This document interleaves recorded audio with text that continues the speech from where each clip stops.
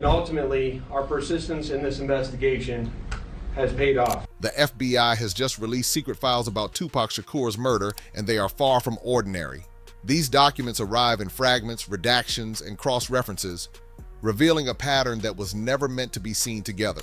When pieced side by side, they completely change how we understand Tupac's final years and what really surrounded his death. Tupac was not viewed as just another celebrity who later became the victim of violence. The material shows that his name was already moving through systems that track influence, disruption, and risk. That means federal awareness did not begin after his murder. It existed before it. That single detail shifts the emotional weight of everything that followed. It reframes his death as the continuation of attention, not its beginning. You know what I'm saying? It's that situation when you got, we are living in a war zone. It's not as easy as these people are making us think, that they just got some criminal-ass black kids with guns. It is not like that. This changes the category Tupac belonged to. He was no longer just a rapper navigating fame and street conflict. He had crossed into a space where institutions recognized him as something more consequential. His reach was not limited to charts or album sales. His voice carried into political, social, and cultural pressure points. That kind of influence does not remain invisible and does not remain neutral in the eyes of powerful systems. By the mid-1990s, Tupac was shaping how millions of people talked about police, power, poverty, and incarceration. He spoke directly, without filters, and without concern for institutional comfort. His unpredictability did not make him dangerous because of violence. It made him dangerous because of influence. Once someone reaches that level, events around them no longer seem random.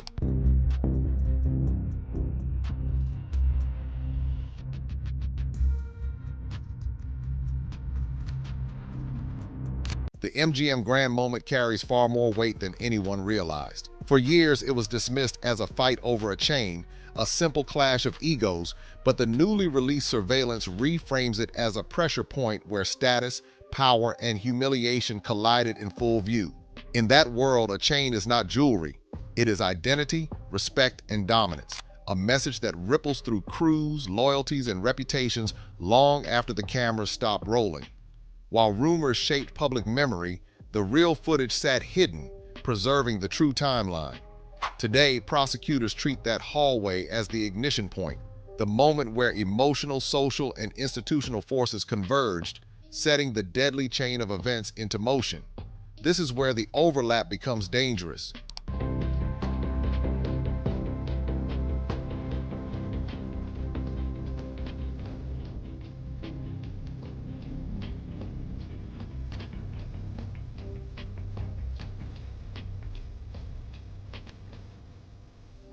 Street conflict alone does not explain what happened next. Industry dynamics alone do not explain it. Law enforcement awareness alone does not explain it. The risk comes from all of them operating in the same space around the same person. It showed Tupac there with Suge Knight leaving the MGM. We had seen that other surveillance video that is in color there, but a lot of these photos, we've seen obviously where this shooting happened, but these are the photos and evidence that police have been sitting on now for 27 years. Yeah. That is why the long delay in releasing evidence becomes part of the story itself. Surveillance footage, photos, and records existed while myths and theories filled the silence. Public understanding was shaped without access to critical pieces. That gap created a version of reality that people accepted. Then, decades later, pieces of the true record begin to surface, and the meaning of earlier moments changes. Suddenly, events that once felt isolated feel connected. Decisions that once felt impulsive feel positioned. The night no longer looks chaotic. It looks structured by circumstances that had already been building. In that structure, Tupac does not appear as a man who simply made the wrong choices. He appears as a man standing at the intersection of street conflict, industry power, and institutional awareness at the same time. That is not a safe place to exist, especially when emotions are high and reputations are on the line. This is what makes the FBI layer so unsettling. It does not point to a single hidden hand. It shows that multiple hands were already on the table. It shows that Tupac's position had become volatile long before the final moments of that night. And that leads directly into the next layer of the story. Dwayne "Keefe D. Davis insists he was 300 miles away when the rapper was shot. Now he's pointing the finger at someone else. The MGM grand moment carries far more weight than anyone realized. For years, it was dismissed as a fight over a chain, a simple clash of egos, but the newly released surveillance reframes it as a pressure point where status, power, and humiliation collided in full view. In that world, a chain is not jewelry. It is identity, respect, and dominance. A message that ripples through crews, loyalties, and reputations long after the cameras stop rolling. While rumors shape public memory, the real footage sat hidden, preserving the true timeline. Today, prosecutors treat that hallway as the ignition point, the moment where emotional, social, and institutional forces converged, setting the deadly chain of events into motion. I ain't killed nobody, never did ever kill nobody.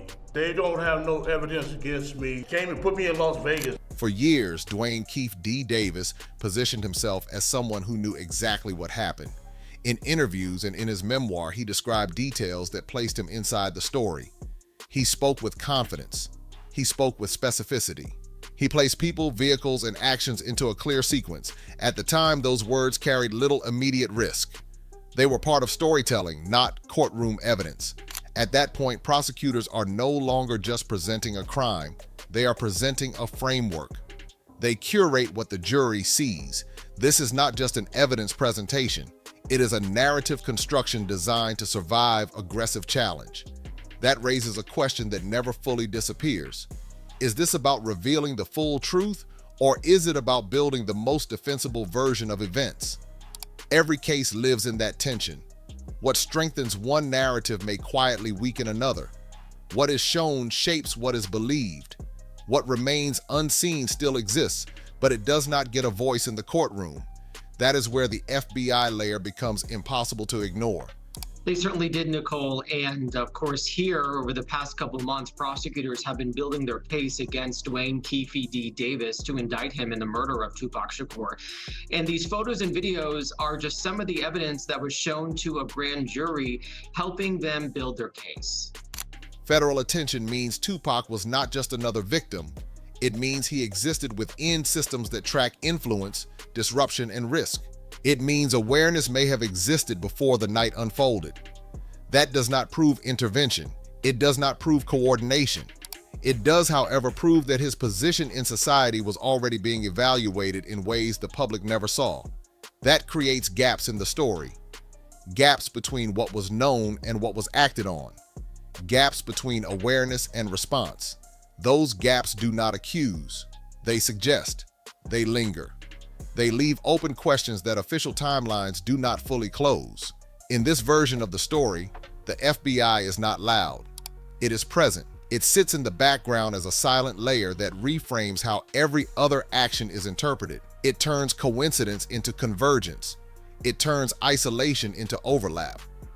That is what makes this case feel heavier with every new release. Bullet holes scattered all across that vehicle. This newly released evidence showing never-before-seen details in a case that's cracked wide open some 27 years later. Each photo narrows the story. Each denial sharpens the conflict. Each new name widens the scope. Instead of closing the case emotionally, the evidence continues to expand it structurally. And that is where the tension reaches its next level. Because once the courtroom locks these images and narratives into an official record, the version of history that survives may not be the version that answers every question. It will be the version that fits the evidence that was allowed to be seen. What remains in files, what stays redacted, and what was never shown may never enter that room. And that means the final story the public receives could be only one layer of a much larger truth. A case does not stay quiet for 27 years because there is nothing to work with. It stays quiet when movement is inconvenient. It stays quiet when timing is wrong. It stays quiet when opening certain doors creates more problems than it solves. That does not require a conspiracy. It only requires institutions that understand how to wait. So the real question is not why the case was cold. The real question is why it suddenly warmed up. Prosecutors say some photos were on Polaroid, others on film. Photos like these of the BMW Tupac was riding in with night. Images shown to a grand jury include the car riddled with bullet holes. Prosecutors also showing where Shakur was sitting in the passenger seat in a photo of a car door with a hole through it. What changed now after decades of silence to make this moment acceptable for action? Political climate matters. Cultural pressure matters. Institutional priorities matter. Public attention matters. Cases do not exist in a vacuum. They move when the environment around them allows movement. It is not hard to notice that this case reactivated at a time when old institutions are under new scrutiny, when historical cases are being reopened, and when public trust demands visible accountability. That kind of environment creates space for cases that were once considered too complicated, too sensitive, or too messy to suddenly become manageable. That makes the 27-year delay feel less accidental and more strategic. In that light, this prosecution does not feel like the start of justice. It feels like the moment when justice became convenient. That realization forces the story into a much larger frame. Prove that I orchestrated this. You know what I'm saying? Your key witness orchestrated this. They top witness is the lead suspect. The defense pointing to someone else, Reggie Wright Jr. Because Tupac's case is not just about one man and one night. Tupac became a symbol long before he became a victim. He represented a generation, a voice, and a cultural shift that made powerful people uncomfortable. His music, his interviews, and his presence carried meaning that went far beyond entertainment. When someone like that dies, the story does not end. It transforms. Some deaths close chapters. They produce a clear villain, a clear motive, and a clean conclusion. Other deaths expose systems. They reveal how power, culture, and violence overlap. They show how different worlds collide and how accountability becomes complicated when influence is involved. Tupac's case belongs to that second category. The more you zoom out, the more you see patterns instead of isolated events. You see how certain figures remain protected. You see how certain timelines never quite line up. You see how federal awareness exists in the background without ever being fully explained. That creates a strange imbalance. On one side, you have physical evidence that has now been released and used. On the other side, you have knowledge that is acknowledged but never fully detailed. That gap is where questions live. That gap is where public trust erodes. That gap is where stories become heavier instead of lighter. The man charged in Tupac Shakur's murder is speaking out from behind bars for the first time. Dwayne Keefe D. Davis insists he was 300 miles away when the rapper was shot. Now he's pointing the finger at someone else. Chief Investigative Correspondent Erica Tursky. Conflicting timelines between Davis's claims and physical evidence are one example. His past descriptions and current denials do not comfortably fit with what the car, the casings, and the angles show. That tension is not accidental. It suggests that someone is adjusting their story to survive, while the physical record remains stubbornly unchanged. Then there is the issue of who has not been touched. High-profile cases always create a visible list of suspects and an invisible list of people who are never seriously pursued. The public rarely sees the second list. It exists quietly, in choices about where pressure is applied and where it is not. That does not mean guilt. It does mean influence. It means certain paths are considered more dangerous than others. Federal awareness adds another unresolved layer. If Tupac was on institutional radar before his death, then knowledge existed that has never been fully accounted for. What was known? Who knew it? What was discussed internally? What decisions were made based on that knowledge? Those answers remain largely invisible, and that invisibility matters. So does the surveillance that remained hidden for decades. Surveillance does not stay buried by accident for nearly 30 years. It stays buried because releasing it earlier would have changed narratives at a time when systems were not prepared for that change. Releasing it now suggests the cost of disclosure has shifted. The question becomes who benefits from that shift, because silence is not neutral. Silence protects someone. The hardest question in this case is not who fired the shots. The hardest question is who benefited from the story staying quiet for as long as it did. That brings everything back to the files. The FBI material did not just add information, it changed the meaning of the entire case. It reframed Tupac's position in society. It reframed how his death should be interpreted. It reframed the idea of randomness, replacing it with awareness. Through that lens, This is no longer a simple whodunit. It becomes a story of containment, of delayed truth, and of systems that manage risk rather than solve mysteries. It becomes a story in which justice arrives only when it is safe to arrive. And that leads to the most chilling possibility of all. Tupac may not have just been killed. He may have been managed as a problem.